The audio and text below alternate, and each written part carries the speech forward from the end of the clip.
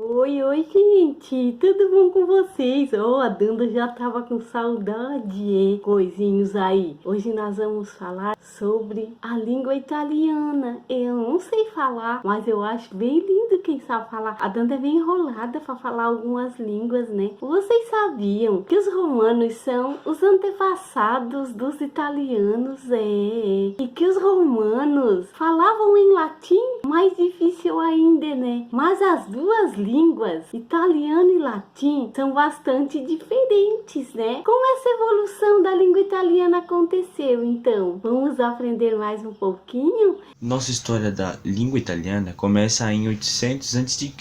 Naquela época, a região que agora é chamada Itália era habitada por várias tribos, e essa civilização não tinha língua única. Mas mesmo com suas diferenças, essas línguas eram até parecidas. Tinha mais ou menos 40 línguas na região. A criação de Roma em 753 a.C.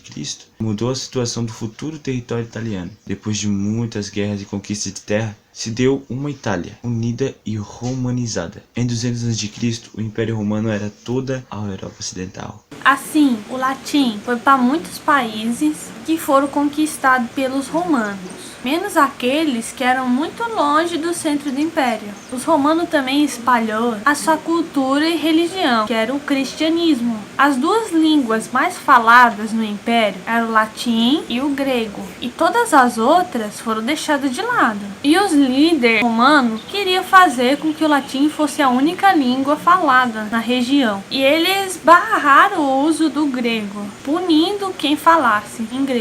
Então existia a língua latina, que dominava, e era dividida em dois. Uma para as pessoas da realeza, que falavam de um jeito o latim, e outra para o resto da população, que falava de outro jeito. E com o passar do tempo, o latino falado pela população, que é o latino popular, deu origem ao italiano, a nossa língua, o português, o espanhol, o francês. Aí com o passar dos anos, o Império Romano foi perdendo as forças, né? Porque não dá para ficar forte assim tanto tempo. Aí no final do século V, os reinos germânicos, que é aquela região lá para Alemanha, tomaram o lugar do Império Romano. Aí a Itália foi separada em dois mundos, né? Um mundo romano, do Império Antigo, e um mundo germânico do Império Novo. Aí ela foi separada. Com toda essa mistura de línguas, a Itália experimentou uma diversidade muito grande de idiomas, pois é, todos esses povos trouxeram com eles, né, as suas línguas estrangeiras, pois é, que influenciaram a língua na Itália toda. Na época do Renascimento, no século XVI, a Itália tinha uma grande pluralidade